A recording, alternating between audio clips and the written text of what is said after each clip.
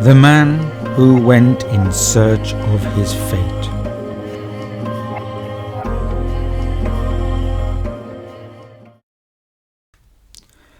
There was once a man, and there have been many like him both before and since, who decided that he should make a change in his life. What is the point, he asked himself, of trying to do things or letting things happen to me if I do not know my fate? If he worked against his fate, he reasoned, he would suffer, and in the end the fate would be the same. If, on the other hand, he did nothing, his destiny would be a minor and uninteresting one, like that of the thousands of ordinary people all over the world who had uneventful lives. He had to start somewhere, so he sold his few possessions and began to walk along the highway which passed through his hometown. He had not been walking for very long when he came to a tea house where he saw a dervish sitting, talking to a number of people. The traveller, whose name was Akram, waited until the audience had gone and then approached the man of wisdom. "Reverend man of the path," he said, "I am in search of my fate and wonder whether you can suggest how I might start on this important endeavour." "This is easier believed possible than it is achieved," replied the dervish, "and it would be better to ask how to recognize your fate than to assume that you can do so without preparation." "But I am sure that I can recognize my fate," cried Akram, "because it is well known that one's fate is a reflection of oneself, and surely I can tell if I meet someone who looks like me."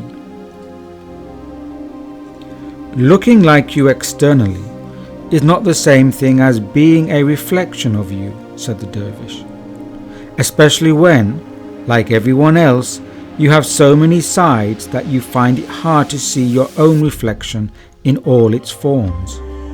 The mirror of perception is as fleeting and as miscellaneous as the wavelets of the sea, each briefly shining forth with the borrowed light of the sun as it breaks upon the seashore."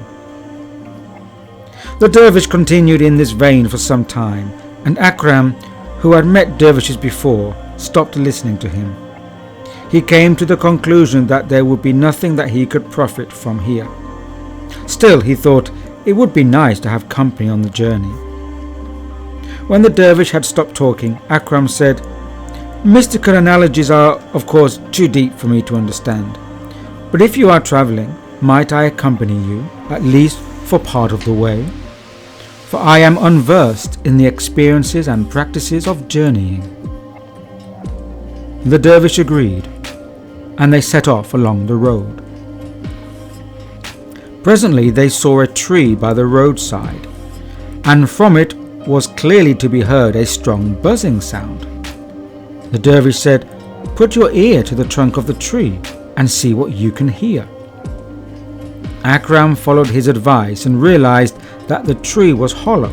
Inside there was a very large number of bees.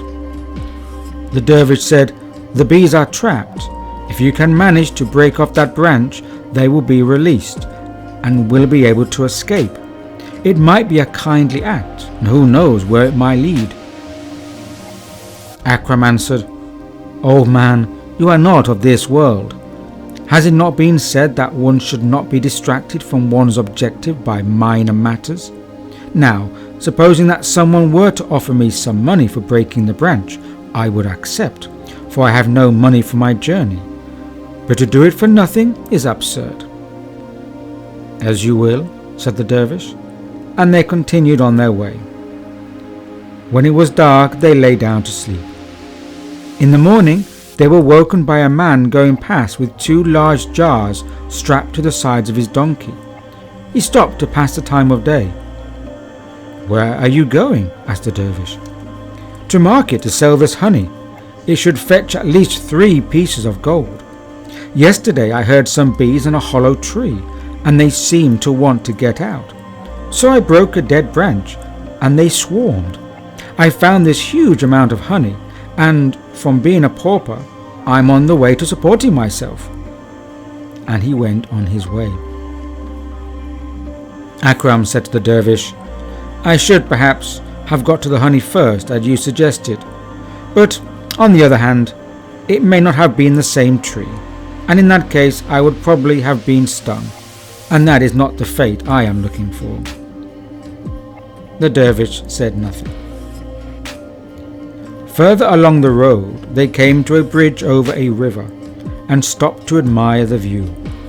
Suddenly, a fish poked its head out of the water and looked at them, its mouth opening and shutting in a quite pathetic way. "What do you think that means?" Akram asked. The dervish said, "Cup your hands with interlaced fingers and see whether you can understand the speech of the fish." When Akram did as the dervish suggested, he found that he could indeed understand the fish, who was saying, "Help me, help me." The dervish called out, "What help do you seek?" The fish answered, "I have swallowed a sharp stone. There is a certain herb growing in profusion on the riverbank. If you would kindly pluck some and throw it to me, I could bring up the stone and find some relief." "A talking fish indeed," said Akram.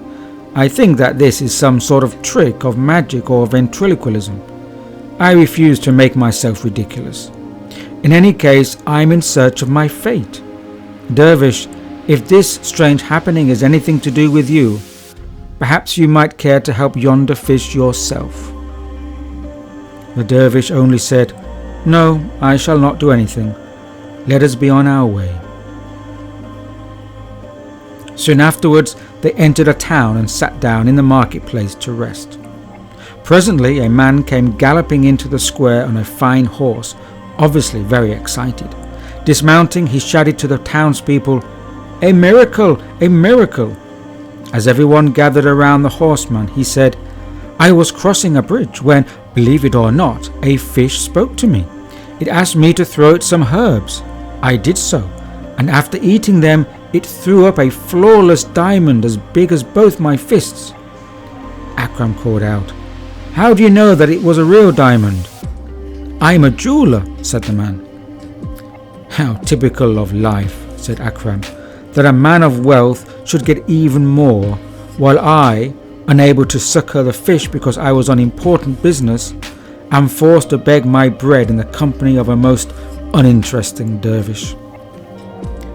The dervish said, "Oh well, perhaps it was not the same fish. Perhaps indeed that man is lying. Let us look forward and not back." "That is all rather like a philosopher," said Akram, "but much the same thoughts were in my own mind." They continued on their way. The next event in their journey was when they stopped to eat beside a rock embedded in the ground.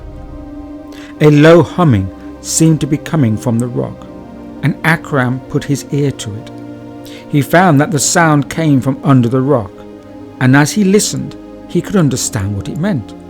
It was a number of ants, and they were saying, "If only we could move this rock, or get through it somehow, we would be able to extend our kingdom and find room for all our people.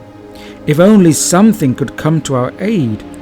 This hard material down here is too difficult to get through.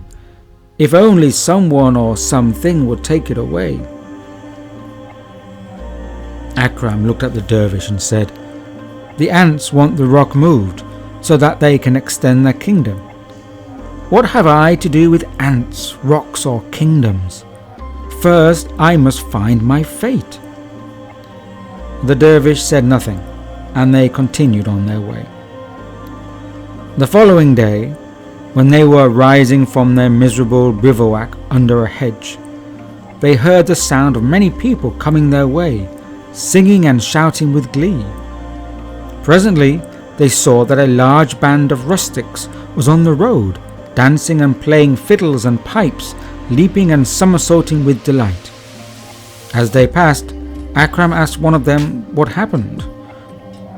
The man said, "A goat herd, believe it or not, heard some ants murmuring under a rock in great distress. He moved it so that they could extend their nest. What do you think he found underneath? Why, a huge treasure of gold pieces.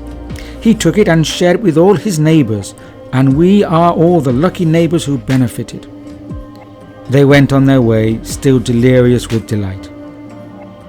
The dervish said to Akram, "You are a fool, for you have thrice failed to do even the simplest thing that might have brought you to the fortune which you desired. You are a fool because you are even less prepared to follow your fate than all those people who just did a kind action and were not obsessed by their fate and their personal desires. You are a fool, for you have, instead of following your fate, distanced yourself from it by your behavior and your failure to look at what is beneath your nose. Above all, you are a fool because you did not attend to what I am and what I have said, not said and indicated." Akram, like many another before and since, became enraged. He shouted at the dervish, "Self-satisfied and domineering know-all. Anyone can be wise after the event. I noticed that you, a miserable and underfed wanderer on the face of the earth, did not take any advantage of the great things which you are now such an expert upon.